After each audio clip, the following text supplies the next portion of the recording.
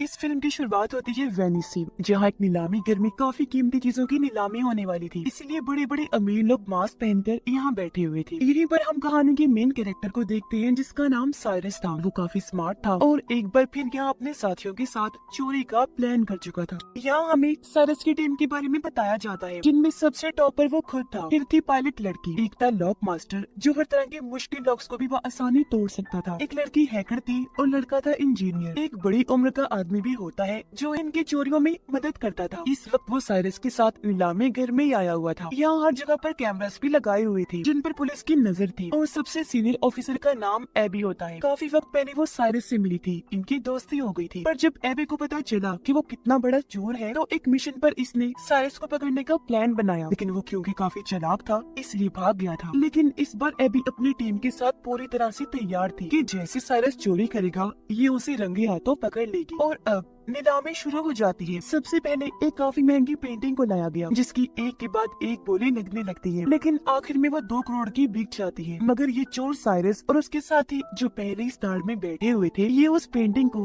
Customer तक पहुंचने से पहले ही चोरी कर लेते हैं और उसे ब्लैक मार्केट में उसी दाम 2 करोड़ में बेच भी देते हैं। जिसके बाद बारी आती है सबसे खास किस्म की चीज की, जिसका नाम NFT था। और क्योंकि इसको बनाने वाला क्रिएटर अपनी पहचान बताना नहीं चाहता था, इसलिए उसने चेहरे पर मास्क लगाया हुआ था। अब इस क्रिएशन NFT में तकरीबन 200 कैमरास लगे हुए थे, जो वीडियो रिकॉर्ड करके बहुत अच्छी वीडियो एडिट करके देती थी। अब इसकी नीलामी शुरू हुई। 1.5 से 2 से 2.5 करोड़ हुई ही थी कि तब यहाँ हैकर अपना काम करती है। वो एक बटन दबाकर लिफ्ट कहती है। ऐसा होते ही वहाँ की सारी लाइट्स बंद हो गई, धमाके होने लगे, तो हर तरफ अफरा तफरी मच जाती है। अब जहाँ अमीर लोग भागने का सोच रहे थे, तो यहाँ साइरस अपना काम करता है। जो 2.5 करोड़ की बोली लगी थी, वो खुद साइरस ने लगाई थी। इसलिए वो अब NFT के क्रिएटर के पास आया। कहता है कि आप मेरे ठिकाने पर ही आ जाओ, NFT भी वही लेने जाएगी और पैसे भी हम वही दे देंगे। अब ये सारी चीजें ऊपर बैठी एबी देख रही थी, पर साइरस और उसकी टीम जो यहाँ से भाग रही थी, उनके पीछे पीछे एबी और उसकी टीम पड़ जाती है। वो खास किस्म की कश्ती स्पीड बोर्ड में बैठ जाते हैं और इसको चकमा देकर समंदर के बीच में आ गई। इन्होंने बैरियर्स खड़े कर दिए, जिससे पुलिस पीछे अटक गई और ये लोग यहाँ से आगे निकल जाते हैं। ये लोग अपने ठिकाने और शिप में पहुँचे, जहाँ ये NFT की लेन देन के बाद वो पार्टी करते हैं। एबी जो अभी भी छानबीन कर रही थी, वो नीलामी में आए लोगों की वीडियो बड़े गौर से देख रही थी। उसकी नजर साइरस के साथी हेल्पर पर गई, जो अभी भी वही था। इसलिए ये लोग उस तक पहुँचकर उसे पकड़ लेते हैं। उधर पता चला कि इन चोरों ने जब NFT को चोरी किया, तो ब्लैक मार्केट में उसकी कीमतें बढ़ती गई। 3 से 4, 4 से 5, फिर 8 करोड़ हो गई। और उसे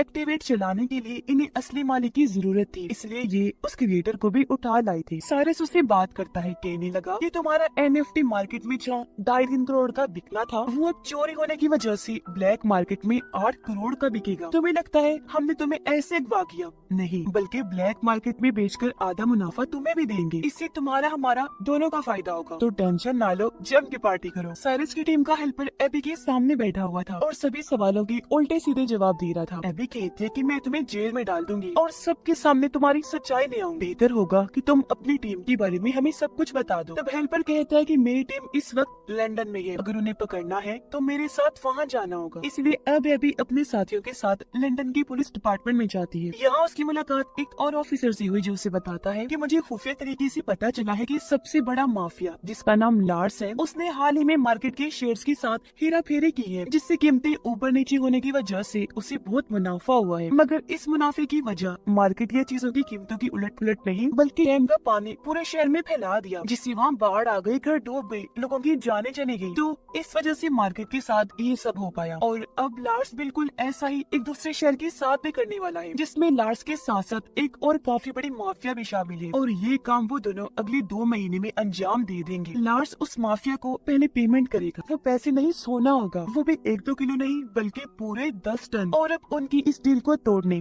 और पेमेंट रुकवाने के लिए मुझे तुम्हारी जरूरत है। तो ऑफिसर बताता है कि हमें एक ऐसे बंदे की तलाश है जो चोरों की तरह ही सोचकर चोरों को पकड़ सके। जाहिर है इस काम के लिए हमें किसी मास्टरमाइंड चोर की जरूरत है, और वो कौन है तो अच्छे से जानती हो, साइरस। जिस पर एबी फौरन बोली, नो नो नो सर, जैसा आप सोच रहे हैं वैसा कुछ नहीं हो सकता। आप चाहते हैं मैं साइरस के पास जाकर उसे मदद मांगूं और वो भी हमारी मदद करने को तैयार हो जाएगा? कभी नहीं, नामुमकिन है ये। तब ऑफिसर कहता है कि तुम्हें कैसे भी करके उसे मनाना होगा ताकि हम लार्स को रोक सके। इस पर अभी मान गई।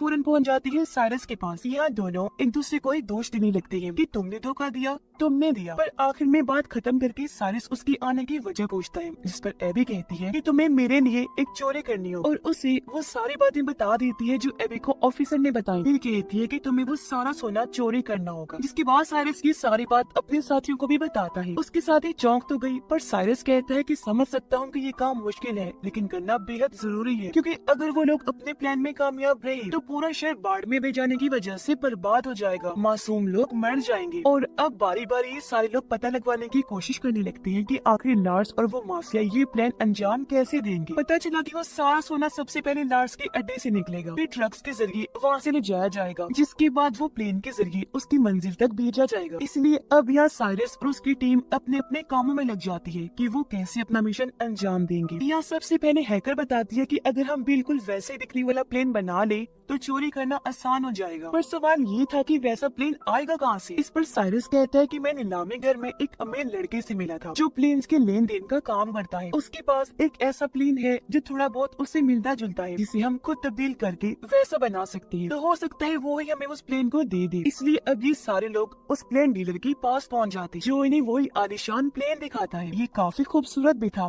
लेकिन इसे उड़ाना मना था क्योंकि इसमें कई सारे एलईडी ग्लास लगे हुए थे, साथ ही बहुत ज्यादा शोर भी था। इसलिए डीलर अपना प्लेन देने से मना कर देता है, लेकिन एबी उसे ये बता देती है कि मैं पुलिस वाली हूँ, इस तरह के प्लेन्स रखना वैसे भी गैर कानूनी है, और अगर तुमने ये हमें ना दिया तो जेल की हवा खाओगे। जिस पर आखिर वो मान ही जाता है। अब प्लेन तो मिल गया था, तो अगला सबसे बड़ा मसला ये था कि रडार पर हेरा फेरी कैसे की जाए, जिसके लिए इन्हें बनाना होगा PSI, जो इस तरह के सिग्नल्स बनाएगा जिससे हालांकि हवा में 2 ही प्लेन्स उड़ रहे होंगे, मगर वो सिग्नल सिर्फ एक ही प्लेन दिखाएगा। लेकिन यहाँ एक छोटा सा मसला था, मतलब जब इन दोनों प्लेन्स को एक दूसरे के ऊपर नीचे करेंगे तो कुछ वक्त के लिए रडार पर ये दोनों ही प्लेन्स नजर आएंगे, जो हेडक्वार्टर में बैठे हुए लोग देख लेंगे। इसलिए इन्हें वहाँ अपने किसी खास आदमी को बिठाना था, जिस पर एबी कहती है कि एयरपोर्ट पर मैं एक ऑफिसर को जानती हूँ जो मेरा दोस्त है, वो हेडक्वार्टर में ही बैठा होता है, तो हमारा काम वो कर देगा। इसलिए ये अब उस ऑफिसर से जा मिली जो व्हील चेयर पर था। इन्होंने अपनी बात रखी, जिसके लिए वो साफ साफ मना कर देता है कि सॉरी, मैं ये काम नहीं करूँगा क्योंकि इसमें चोरी शामिल है। नहीं, बिल्कुल नहीं। पर तभी साइरस कहता है कि मैं इस काम की बदली तुम्हें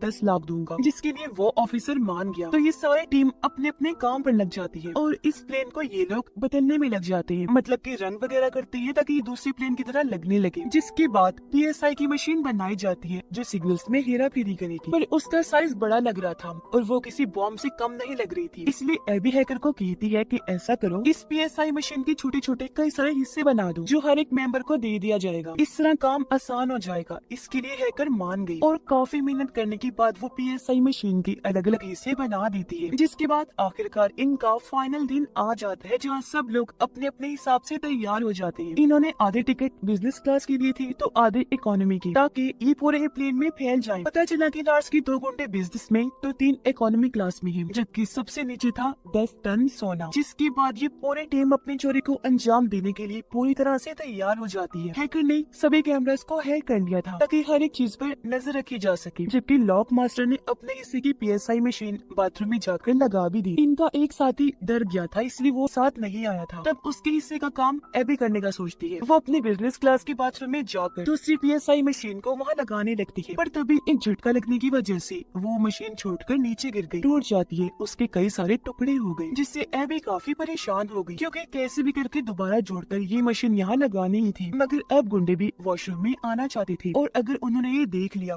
तो इनका प्लान चौपट हो जाएगा। लेकिन यहाँ ठीक वक्त पर साइरस आ गया और अब ये दोनों मिलकर मशीन को जोड़कर वहाँ लगा ही देते हैं, जबकि पायलट अपनी जहानत से अपने वाले प्लेन को उड़ाकर उस बड़े वाले प्लेन के नीचे ले आती है। साथ ही PSI के एक्टिवेट होने का इंतजार करने लगती है ताकि दोनों प्लेन्स की रडार का एक ही सिग्नल जाए। इसलिए अभी हेडक्वार्टर की रडार में 2 ही प्लेन्स के सिग्नल्स आ रहे थे, जो देखकर एयरपोर्ट ऑफिसर की साथी कहती है कि हमें इस बारे में ऊपर खबर कर देनी चाहिए। जिस पर वो ऑफिसर यानी एबी का साथी जवाब देता है कि ये मामूली सी खराबी होगी, 2-3 मिनट में ठीक हो जाएगी। वो उसे अपनी बातों में उलझाने लगा। जिस बीच PSI के एक्टिवेट होते पायलट अपने वाले प्लेन को दूसरे प्लेन से कनेक्ट कर लेती है। ऐसा होते ही सिग्नल मिलने लगे, जिससे अब रडार पर बस एक ही प्लेन नजर आने लगता है। तब ऑफिसर अपने साथी को कहता है, देखो मैंने कहा था ना ये खराबी है, लो अब ठीक भी हो गई।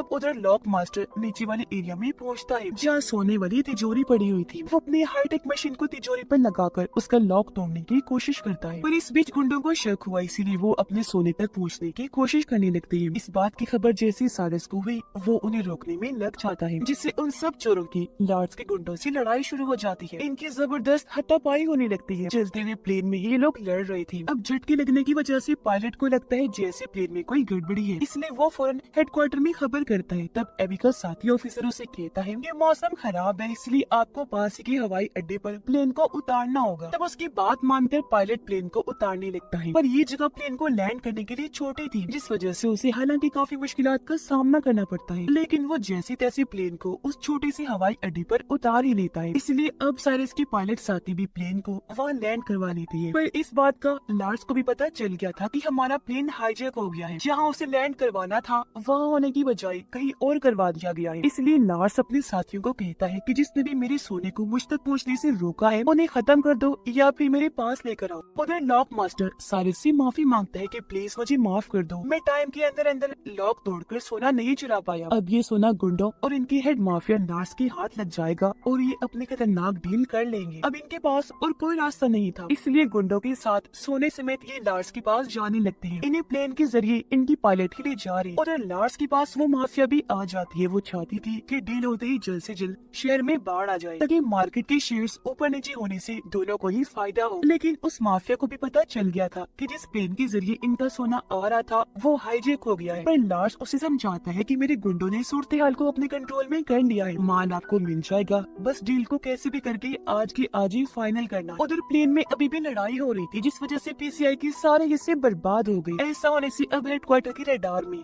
दोनों प्लेन्स दिखने लगते हैं। तब प्लेन को ट्रेस करके गवर्नमेंट अपने फाइटर जेट्स को प्लेन के पीछे भेज देती है हमला करने के लिए। लेकिन यहाँ साइरस और पायलट अपना दिमाग लगाते हैं। वो प्लेन को उल्टा करके लिख देते हैं कि इसमें लोग हैं, इसलिए हमला ना किया जाए। इसीलिए फिलहाल वो फाइटर जेट्स उन पर हमला नहीं करते, बल्कि पीछा करने लगते हैं, ताकि जब ये प्लेन लैंड हो तो पुलिस वहाँ जाकर सारी सूरत हाल को हैंडल कर ले। जिसके बाद अब ये प्लेन लैंड होता है लार्स की महल के ग्राउंड में, जो उसके आलीशान से घर को बर्बाद करते हुए आगे बढ़ने लगता है। सिर्फ यही नहीं बल्कि सिक्योरिटी दीवार को तोड़ता हुआ प्लेन अंदर जाने लगा। ऐसा होते ही सारा का सारा सोना भी निकल कर बाहर गिर जाता है। ये देखकर माफिया लार्स को कहती है कि अब तो मैं ये सारा सोना भी ले लूंगी, साथ ही हमारी डील भी कैंसिल। जो कहकर वो यहाँ से जाने लगी, पर लार्स जिसे गुस्सा आ गया था वो उसे शूट करके मार देता है। अब तभी यहाँ वो पुलिस भी आ गई जो इनका पीछा कर रही थी। वो इन्हें चारों तरफ से घेर लेती है। पुलिस जैसे लार्स को पकड़ने लगी, वो कहता है कि ये मेरा अपना घर है और ये चोर यहाँ आए थे उस माफिया औरत के साथ डील करने के लिए। असली गुनाहगार माफिया ये है, इन्होंने ही उस माफिया औरत को मारा है, तो आप इन्हें पकड़ कर ले जाए। पर यहाँ साइरस अपना दिमाग लगाता है। वो प्लेन की एलईडी ग्लास और एनएफटी क्रिएशन की रिकॉर्डिंग से पुलिस को ये दिखा देता है कि असली गुनाहगार लार्स माफिया ही है। इसने ही औरत माफिया से सोने की डील की थी, पूरे शहर को बर्बाद करने की प्लानिंग थी, इसलिए लार्स को पुलिस गिरफ्तार कर लेती है। इस मिशन में एबी और लंदन का ऑफिसर भी शामिल था, जिनका मकसद ही इस डील को रोकना था। तो इसमें कामयाब होने की वजह से वो सारा सोना पुलिस अपने साथ ले जाती है। एबी साइरस की टीम का हिस्सा बन जाती है। यहाँ पता चला कि एबी जब बच्ची थी तो उसे एक पेंटिंग काफी पसंद आ गई थी, जो अब साइरस उसे गिफ्ट करने का सोचता है, ताकि एबी उससे मुतासिर हो जाए और ये लोग फिर से एक हो जाएं। जिसके बाद यहाँ सबसे बड़ी बात सामने आती है। असल में लॉक मास्टर ने सारा सोना वहाँ से निकाल लिया था। वहाँ असली सोने की बजाय नकली सोना रख दिया था और इस तरह करके दिखाया जैसे वो तिजोरी तोड़ने में कामयाब नहीं हुई। यानी कि जो सोना पुलिस के हाथ लगा था वो सिर्फ सोने जैसे दिखने वाली लोहे की ईंटें थी, जबकि असली सोना तो उसी वक्त आसमान से गायब कर दिया गया था और ये लोग उसे अपने ठिकाने पर भिजवा चुके थे। यानी ये चोर एक बार फिर अपने मास्टरमाइंड की वजह से इतनी बड़ी चोरी अंजाम देने में कामयाब रहे थे। ये लोग फिर अपना सोना लेने के लिए जाते हैं। सब इतनी बड़ी कामयाबी पर एक दूसरे की गले लगकर मिलते हैं। इनकी खुशी का कोई ठिकाना नहीं था।